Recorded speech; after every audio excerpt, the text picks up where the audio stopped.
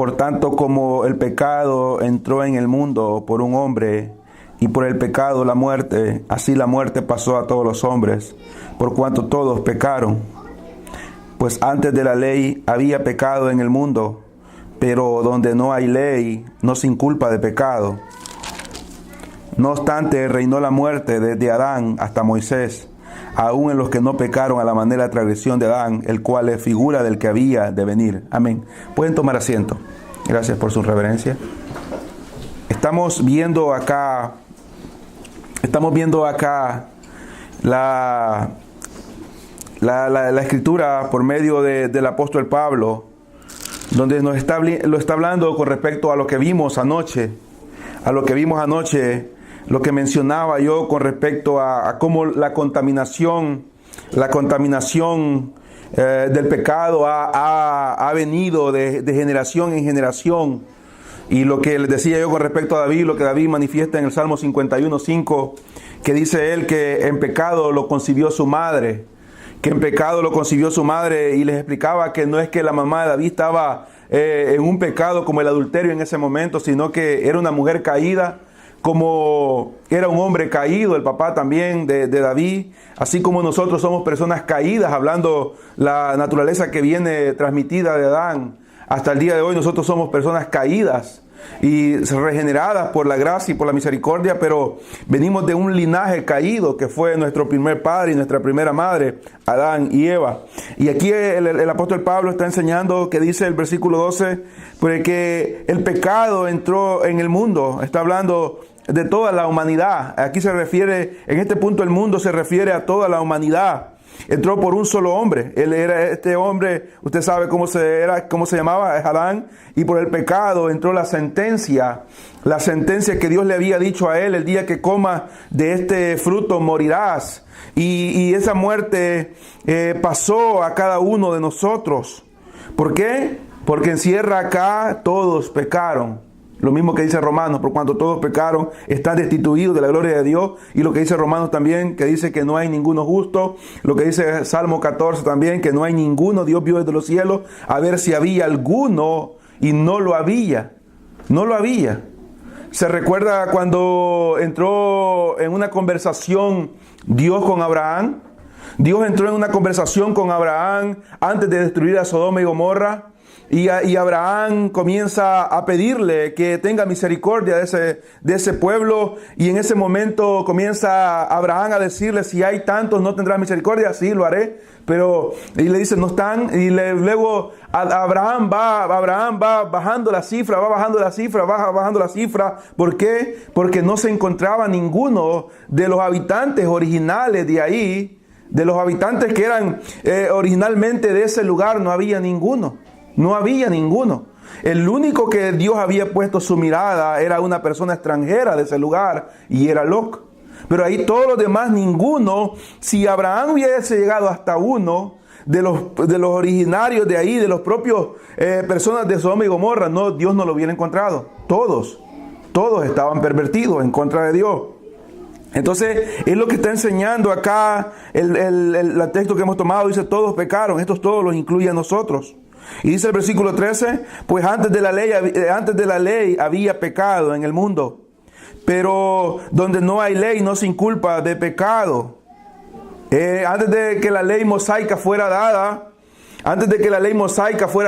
el hombre no era culpable de la ley, porque no había una ley, pero siempre era culpable del pecado que cometía delante de Dios. Aunque no estaba una ley todavía escrita en unas tablas, siempre el pecado era aborrecible delante del Señor, y como consecuencia la sentencia no se detenía. ¿Cuál era la sentencia? El versículo 14 dice: no obstante, reinó la muerte desde Adán hasta Moisés. Antes de venir el período de la ley mosaica, estaba la sentencia, gente muriendo por causa del pecado, aún en los que no pecaron a la manera de transgresión de Adán, el cual era figura de que había de venir. Toda la humanidad desde la caída del huerto, en el huerto del Edén, hasta el día de hoy, es una humanidad que está bajo el pecado. ¿Dónde encontramos esto? Para una mejor explicación lo encontramos en Isaías. Vamos a ver Isaías para que podamos entender lo que está diciendo Pablo Veamos Isaías capítulo 1, lo que Dios dijo por medio del profeta Isaías, el capítulo 1 de Isaías. Esto que estamos viendo esta mañana es para poder finalizar lo que comenzamos anoche. Isaías capítulo 1, para que podamos ver y darnos cuenta que no es lo que la gente dice con respecto a que las personas son buenas, que las personas no son tan malas. Y Dios no nos ve como nosotros vemos a las personas. Dios no nos ve como nosotros vemos a las personas. La maldad más grande que el hombre puede hacer es rechazar a Cristo. Una persona puede ser muy generosa. Una persona puede ser muy generosa con otra persona.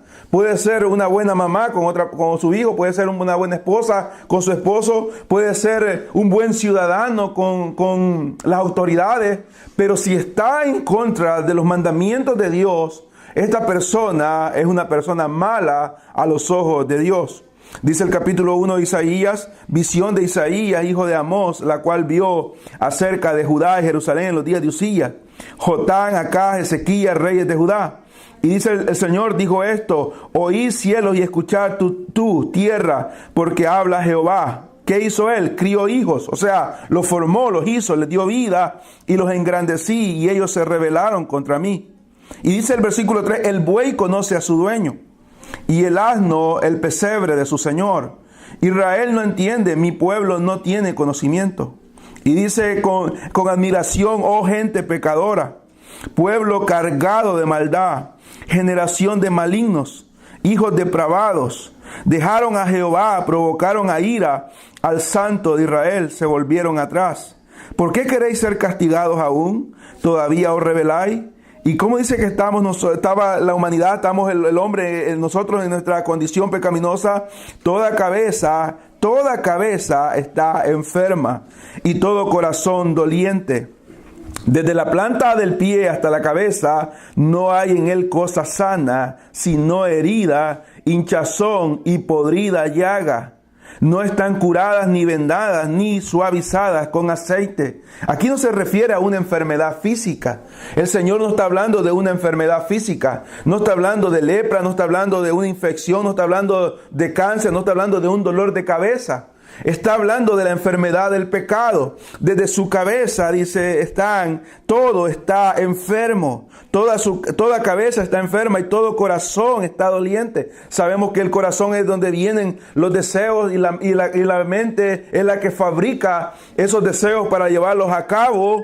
Y dice, desde la planta del pie hasta la cabeza, no hay en ellos cosa sana, sino herida, hinchazón, y hay una podrida llaga. Una podrida llaga. Y dice, no están curadas ni vendadas ni suavizadas con aceite. Vuestra tierra está destruida, vuestras ciudades puestas a fuego, vuestra tierra delante de vosotros comida por extranjeros y asolada como asolamiento de extraños. Y queda la hija de Sión como enramada en viña y como cabaña de melodar, como ciudad asolada. Y este versículo 9 es bien importante para que el estudio que vamos a tener el siguiente sábado. Si Jehová de los ejércitos no nos hubiese dejado un resto pequeño, como Sodoma fuésemos y semejante a Gomorra. ¿Qué significa? Toda la humanidad merece ser destruida con fuego y azufre. Toda la humanidad merece ser destruida. No hay una persona en este mundo que merezca ir al cielo. No hay una persona en este mundo que merezca ir al cielo. Me pregunta alguien, me puede preguntar usted, ¿y los niños que están ahí adentro merecen ir al cielo? La respuesta es no. La respuesta es no. ¿Los niños que están recién nacidos merecen ir al cielo? No, no merecen. Es que no hay ninguna persona que merezca ir al cielo. Si mueren en este momento los que están ahí, ¿van al cielo? Sí. La respuesta es sí. Porque ellos todavía no son conscientes del pecado y de la ley y la gracia. Ellos no tienen ellos escuchan, pero ellos no saben perfectamente lo que es hacer el pecado con una alevosía como nosotros, que predeterminamos lo que vamos a hacer, pensamos lo que vamos a hacer y llevamos a cabo lo que vamos a hacer. Eso no lo pueden hacer ellos. Pero que ellos merecen ir al cielo, la Biblia nos enseña que ninguna persona merece ir al cielo. Solo porque vamos al cielo, los que van a ir al cielo, los que vamos a ir al cielo, los que van ido al cielo, las almas que están en el cielo. ¿Por qué? Solamente porque en su misericordia Dios ha determinado salvarlo. ha determinado salvarlo, pero dice que toda cabeza está enferma. Toda cabeza está enferma. Conforme a esta descripción que nosotros hemos dado, nosotros podríamos tener la misma respuesta que tuvo David de parte de Natán. ¿Se acuerdan la respuesta que tuvo David de parte de Natán? Tú eres ese hombre. Tú eres ese hombre. Nosotros cuando leemos esto, podemos imaginar que es un grupito de personas que había en Israel y que ese grupito de personas eran bien perversos, estaban en una cantina, estaban allá en un escondrijo y estaban malvados, maquinados. No, está refiriéndose a toda la humanidad. Se refiere a todos nosotros. Una u otra forma, nosotros hemos sido personas aborrecedoras de Dios. Una u otra forma, nosotros hemos quebrantado la ley de Dios. Todo el mundo en este momento está buscando, hablando del mundo que está fuera de la iglesia, lo único que busca es satisfacer su pecado y todo el pecado que ellos buscan va en contra de Dios. Está en contra de Dios. Entonces, ¿qué es lo que el Señor está diciendo acá? Lo que estamos viendo nosotros. Dice que todo corazón, toda cabeza está enferma y están podridos con una llaga. Y lo que los está pudriendo es la llaga del pecado. Los está descomponiendo. ¿Por qué? Son muertos espirituales. El hombre está muerto espiritualmente. El hombre está muerto espiritualmente. Veamos lo que dice Romanos capítulo 1. Romanos capítulo 1 nos dice con respecto a la condición del hombre. Hemos visto lo que ha dicho Isaías. Fue una etapa. Isaías fue una parte. Anoche vimos la parte, mencionamos algo rápido, la parte del diluvio. El diluvio, el Señor dijo, me arrepiento de haber hecho al hombre. El hombre es malo, lo exterminó. Y el Señor luego dijo, en el capítulo 8 de Génesis, dijo el Señor, no volveré a destruir la tierra por causa del hombre, porque el pecado del hombre está impregnado en su corazón desde su juventud. No lo voy a volver a hacer. Y yo mencionaba, eso quiere decir que si el Señor entrara en contienda con el hombre, tiene la opción en ese momento de destruirlo completamente, ya la humanidad desaparezca, ya no más humanidad. La otra opción es estarla destruyendo cada 100 años, purificándola cada 100 años, destruyendo diluvio. Y la otra opción es que el Señor tiene, Él, de dar, es salvar a algunas personas. Salvar a unas personas. Y es lo que está haciendo. Ahora, veamos Romanos, cuál es la condición de las personas. De las personas que muchas veces nosotros decimos que son buenas y que no son tan malas. La Biblia no enseña lo que nosotros decimos.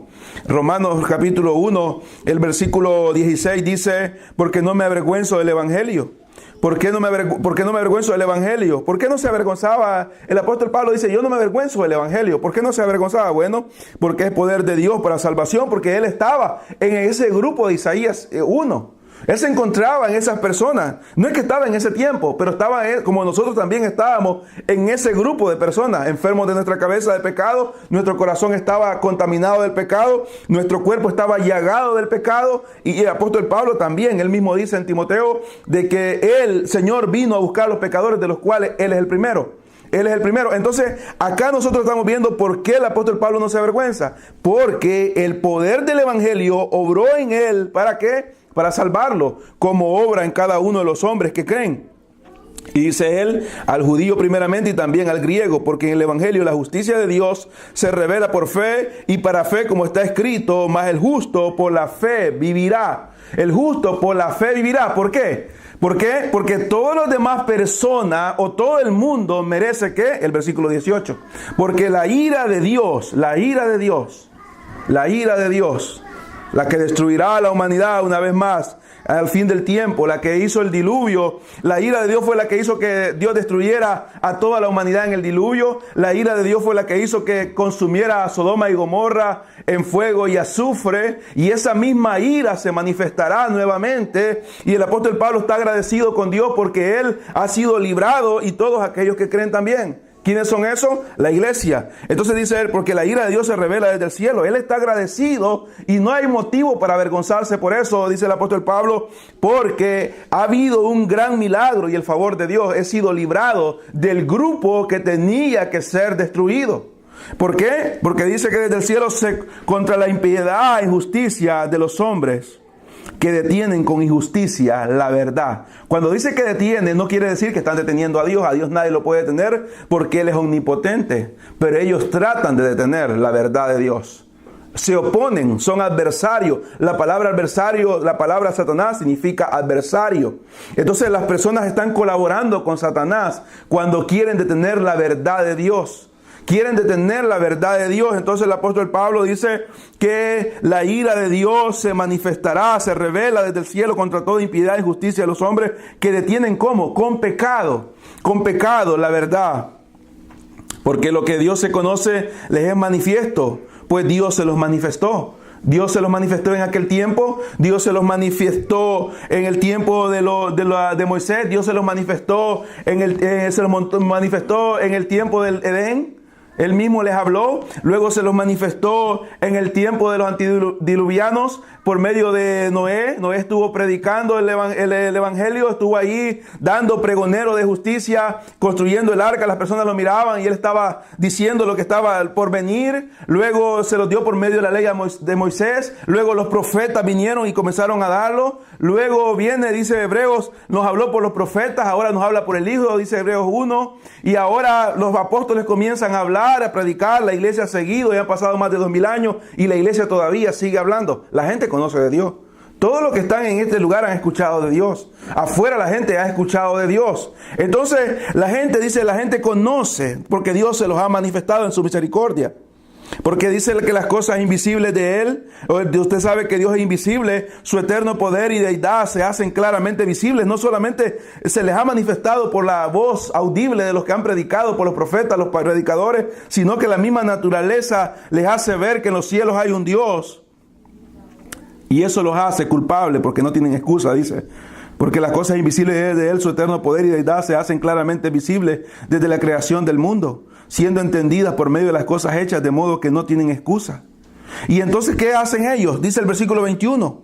Pues habiendo conocido a Dios, ya sea por medio de la creación, ya sea por medio de un predicador, por medio de una radio que está predicando, por medio del internet, por medio de todas las cosas los medios, ¿qué hace el hombre en este momento? Dice, pues habiendo conocido a Dios, entiende la gente se le dice que cada vaso de agua que toma es por la misericordia de Dios, la comida es por la misericordia de Dios, la respiración es por la misericordia de Dios. Y ellos entendiendo esto, porque dicen, sí, yo lo entiendo, ¿qué hacen ellos? Pues habiendo conocido a Dios, no le glorificaron a Dios. Una persona muerta no puede glorificar a Dios, no puede darle gracias a Dios verdaderamente, ni le dieron gracias, sino que se envanecieron en sus razonamientos, y su necio corazón fue entenebrecido. Se hizo algo tenebroso, algo donde solamente estaba el mal. Y el 22 dice, profesando ser sabios, se hicieron necios, y cambiaron la gloria de Dios incorruptible en semejanza de imagen de hombre corruptible, de aves, de cuadrúpedos y de reptiles. El versículo 4 es una de las cosas más tristes y más peligrosas que hay.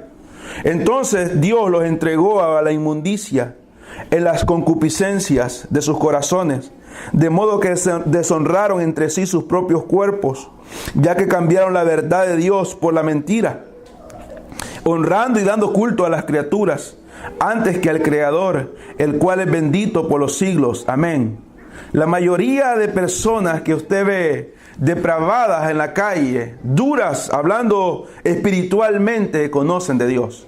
Conocen de Dios. Conocen de Dios, han escuchado, la mayoría de ellos han estado en una escuela dominical, la mayoría de ellos han estudiado en un colegio cristiano en su niñez, se les ha hablado, han ido a una iglesia muchas veces y ahora han sido entregados a la inmundicia. ¿Por qué? Porque ellos comenzaron una rebelión en contra de Dios. ¿Por qué? Porque ellos están contaminados por el pecado.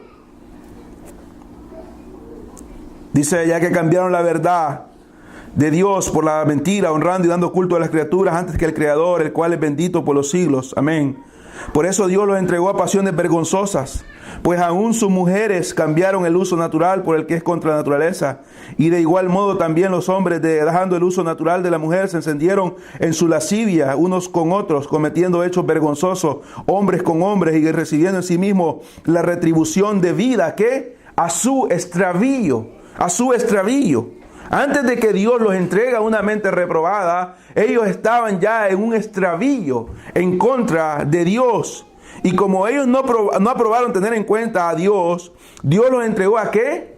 como a ellos no les importó Dios, ignoraron a Dios, se burlaron de Dios, pisotearon la gracia, menospreciaron la palabra de Dios, vieron como nada el evangelio, se burlaron en sí de la palabra de Dios. Entonces, dice que, y como ellos no aprobaron tener en cuenta a Dios, Dios los entregó a una mente reprobada. ¿Para qué? Para hacer cosas que no convienen. Estando atestados de toda injusticia, están llenos de toda injusticia, fornicación, perversidad, avaricia, maldad, llenos de envidia, homicidios, contiendas, engaños o mentiras y malignidades. ¿Cómo son? Murmuradores, distractores, aborrecedores de Dios. Lo que yo le dije ayer, que la gente no quiere aceptar, que odian a Dios porque no aman la luz, injuriosos, soberbios, altivos, inventores de males, desobedientes a los padres, necios, desleales, sin afecto natural, implacables, sin misericordia. Esta es la condición de la humanidad presente y fue la condición de la humanidad pasada.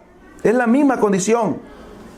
Es la misma condición ha sido del hombre por todo este tiempo. No era el plan de Dios, pero el pecado entró al hombre y ese pecado ha contaminado a toda la humanidad y es lo que nosotros vemos ahora. No es lo que usted ve, es lo que nosotros vemos. Ve afuera en los trabajos, ve en la calle. ¿Qué persona usted escucha hablando o bendiciendo? ¿A qué persona usted ve dándole gracias a Dios en la calle, orando por un plato de comida? O diciendo, Dios me ha dado esto. ¿A qué persona? ¿Cuántas personas usted escucha en el trabajo cantando una alabanza? ¿Cuántas personas usted escucha en el trabajo hablando con respecto a lo que la palabra de Dios dice? ¿Cómo llegan sus hijos de la escuela? ¿Cómo es el comportamiento de los muchachos en las escuelas ahora en día? ¿Cómo es el comportamiento de la juventud de este momento? ¿Cómo es el comportamiento? En todo lugar, lo único que escucha son malas palabras, la gente está insultando, la gente está gritando, la gente está maldiciendo, las parejas están siendo infieles unas con otras, los hijos están aborreciendo a sus padres, los padres aborrecen a sus hijos. Es un desastre total. Y eso ha venido por todos los tiempos, La humanidad es esa. Y como yo le decía ayer, una persona puede ayudarle a otra persona, puede levantar un paquete de agua para ayudarle a una anciana, porque la anciana va cargada. Pero ¿de qué sirve que este joven levante un paquete de agua para ayudarle a una anciana y toda la gente diga, qué bueno, hasta le tomen fotografía? O como está de moda que alguien va caminando y ve un mendigo en la calle y se quita los zapatos. Yo pienso que esas personas lo hacen hasta ya llevan a alguien que les tome la foto en ese momento, ya llevan listo para hacerse conocido y le da el zapato a un mendigo que está ahí y él sale en calcetines caminando y la gente pone un montón de me gusta y se hace bien famoso, pero luego este muchacho que hizo eso va a robar algo o va a insultar a sus padres o va a acostarse con la mujer que no es su esposa, o va a acostarse con un hombre en este tiempo que estamos tan depravados, o blasfema en contra de Dios, o nunca ha hecho nada para Dios. Delante de Dios es como un trapo de inmundicia. No tiene ningún valor haber regalado ese par de zapatos. No tiene ningún valor delante de Dios. Para nosotros sí, pero para Dios no. Porque está en contra de Dios. Tal vez no peque en contra de nosotros, pero eso no importa que no peque en contra de nosotros. Lo importante y lo grave es que peca en contra de Dios. Eso es lo grave. Dice, son murmuradores, detractores, aborrecedores de Dios, injuriosos, soberbios, altivos, inventores de males, desobedientes a los padres, necios, desleales, sin afecto natural, implacables, sin misericordia. Y dice el 32, quienes habiendo entendido el juicio de Dios, que los que practican tales cosas son dignos de muerte, no solo las hacen, sino que también se complacen con los que la practican. ¿Quién no entiende del infierno? ¿Quién no entiende del infierno? ¿Quién no entiende que el infierno es verdad? No entendemos, tal vez las personas no entienden a plenitud porque están cegadas, pero sí saben que viene un día de juicio y saben de que Dios va a castigar, lo han escuchado. Pero ¿qué hacen? Siguen practicándolo, siguen practicándolo, y no solamente lo practican, sino que en el día de hoy la gente se complace con los que lo practican. Se ríe, los aplaude, los admira. Admiran, padres que admiran porque sus hijos escuchan que sus hijos andan con una mujer y con otra y con otra y con otra, y se sienten orgullosos de que sus hijos estén fornicando. Padres que se ríen cuando el niño está pequeñito y se está diciendo una mala palabra, y ellos en vez de reprenderle o pegarle en la boca, se ríen y miren lo que dice. ¿Sabe usted que si no lo hace culpable en ese momento, Dios a ese niño de 2 años, 3, 4, 5 años, los hará culpables a nosotros? Porque la Biblia es clara en decir que de toda palabra que diga el hombre será culpable. Entonces está diciendo aquí que no solamente están los que lo practican, sino que los que están alrededor aplaudiendo y riéndose por las sinvergüenzadas, por el pecado, por la maldad que otro está haciendo. Esa es la condición del hombre en este momento. El hombre no es una víctima. El hombre no es una víctima. El hombre no es una víctima. El hombre es un victimario. El hombre está en contra de Dios. Aborrece a Dios. El hombre odia a Dios. Y si pudiera quitar del trono a Dios, el hombre hace tiempo lo hubiese quitado. Lo hubiese quitado. Ahora, volvemos a lo mismo que preguntamos anoche antes de terminar. Y entonces, ¿quién es salvo? ¿Quién es salvo? Entonces, ¿quién podrá apartarse de esta condición tan horrible que está el mundo? Volvemos ayer tomamos el texto de Lucas el 10, ahora al Isaías, el mismo Isaías que tomamos. Isaías, el último texto que le dije que lo viéramos porque el siguiente sábado nos servirá para poder entender lo que hablaremos el siguiente sábado. Isaías 1. Ayer terminamos diciendo que el Señor vino a buscar y a salvar. ¿Sí? Él vino a buscar. Nadie busca a Dios, entonces Dios tiene que tomar la iniciativa y Él busca a los que no lo buscan. Salmos 14 dice, no hay ninguno que busque a Dios. Romanos 3 también lo dice, no hay ninguno que busque a Dios. Entonces, ¿cómo es que está la iglesia? Si no hay ninguno que busque a Dios, no hay ninguno que busque a Dios. Encontramos algunas palabras que dicen que los hombres buscaron a Dios. Por ejemplo, en Génesis dice que entonces los hombres comenzaron a buscar a Dios, ¿verdad? Encontramos esas palabras, sí. Pero antes de que el hombre comenzara a buscar a Dios, Dios ya lo había buscado a él. Y entonces el hombre comenzó a reaccionar. Entonces, si nosotros vemos todo lo que está a nuestro alrededor, entonces, ¿dónde estamos nosotros? Bueno, el versículo 9 de Isaías 1 dice, si Jehová de los ejércitos, o sea, Dios, no hubiese dejado un resto pequeño. No pensemos en un resto pequeño en 5 personas, sino ese resto es todos aquellos que se han rendido a Cristo. Ese resto pequeño puede ser millones de personas, pero en comparación a los billones que van para el infierno, los millones de personas que han sido salvas es un resto pequeño comparado a los billones que están yendo por la puerta ancha. La puerta es ancha, dijo el Señor, y muchos van ahí, muchos, y pocos entran por la puerta estrecha. Esos pocos pueden ser millones, pero hay billones a diario, anualmente están yendo millones de personas que se han convertido en billones hasta este tiempo, que están siendo condenados. Entonces está diciendo acá, si Jehová de los ejércitos no hubiese dejado un resto pequeño, ¿cómo sería todo?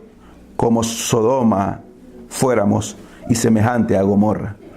Fuéramos quemados, no solamente en esta vida, sino en la condenación eterna. Pero la elección divina, la elección soberana, ha apartado un resto pequeño. Y ese resto pequeño es la iglesia. Es la iglesia. Ahora surge la pregunta, entre toda esa gente que está tan perdida afuera, ¿hay gente salva? Sí. Hay gente que será salva. ¿Quiénes son? No lo sabemos. No lo sabemos. Pero hay gente que será salva. Entre las personas que están en las sectas, entre las personas que están entre los católicos, ¿hay gente salva? Sí. En este momento no, porque son católicos. Pero Dios los puede sacar de ahí. Sí, algunos van a salir de ese lugar. en la elección divina. En los testigos de Jehová hay gente salva, hay gente escogida, sí. En este momento no son salvos, pero Dios los va a sacar de ese lugar y los va a llevar a una iglesia verdadera. Entonces en todo el mundo hay parte de este resto pequeño. ¿Quiénes son? No lo sabemos, solamente Dios lo sabe. Pero en general, hablando en general, el mundo, el hombre, la humanidad es incapaz de buscar a Dios. ¿Por qué? Porque está muerta. Muerte espiritual. No hay tal cosa que el hombre se cansa del pecado y luego busca a Dios. Nunca nos cansaríamos del pecado. Nunca nos cansaríamos del pecado. Nunca. Solamente hay alguien que pone un alto a nuestras vidas para no seguir pecando. Y ese es Dios. Ese es Dios. Si usted está en este lugar todavía y todavía está en una vida pecaminosa y todavía está en una práctica pecaminosa, en una práctica que va en contra de Dios, el consejo es: deténgase. Si siente en su corazón aquello que le dice ya no lo hagas más, detente, y siente algo que no es un hombre que le está imponiendo, sino es algo que nunca ha sentido, el consejo es: deténgase antes que sea demasiado tarde. Antes que sea demasiado tarde, porque la ira de Dios se manifestará sobre aquellos que le rechazan. Aquellos que le rechazan. Vamos a orar. Padre, buen Dios que está en los cielos, gracias, oh Señor, por su misericordia. Gracias, oh Señor, por su bondad. Gracias, oh Señor, por permitirnos una vez más, Señor, estar en su casa. Hemos aprendido, Señor, anoche y esta mañana, ¿cuál es la condición del hombre?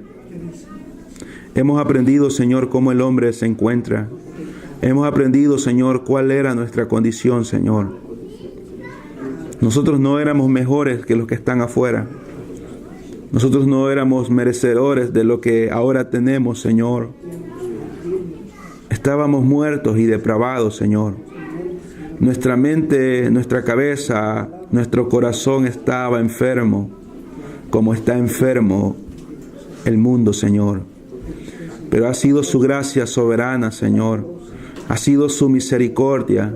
Ha sido, Señor, su bondad la que nos ha permitido el poder abrir, Señor, nuestros ojos, Señor, porque la venda que estaba puesta sobre nosotros para que no lo resplandeciera, Señor, la luz de Cristo, fue quitada, y fue quitada con amor, Señor. Ahora nosotros, Señor, podemos ver con claridad su amor, su bondad, y podemos ver nuestro pecado y nuestra incapacidad de acercarnos a usted. Yo le pido, Señor, que bendiga en esta mañana a cada uno de los que estamos en este lugar, aquellos, Señor, que ya estamos en el camino, que podamos vivir una vida de agradecimiento, Señor, una vida de constante agradecimiento, cuidando, Señor, apreciando, Señor, aquello que se nos ha dado, esa salvación tan grande. Señor, permítanos vivir una vida, Señor, donde podamos hacer de lado totalmente aquello que lo llevó a la cruz, a su Hijo, Señor. También, Señor, le pido por aquellos que todavía están apartados, que los bendiga, Señor, poniendo en sus corazones que puedan obedecer, Señor, a su palabra, no la voz de un hombre, sino que puedan obedecer lo que su palabra pide, Señor. Oh Dios de los cielos, hágale ver lo horrible, Señor, del pecado, lo destructivo que el pecado es y la condenación que viene para el pecador. Y hágale ver qué tan grande, Señor, es su amor, qué tan bueno, Señor, es usted para con los pecadores, Señor. Glorifíquese, Señor, en esta iglesia. Permita que seamos una iglesia, Señor, donde nuestro deseo solamente sea agradarle a usted, amarle, servirle, ser santos, tener corazones puros, Señor, llevar una vida que refleje una obra sobrenatural hecha por el Espíritu Santo. Gracias por el gran privilegio que nos ha dado esta mañana de abrir su palabra y poder meditar en ella, Señor. En Cristo Jesús, Señor nuestro, le agradecemos, Señor. Amén y amén.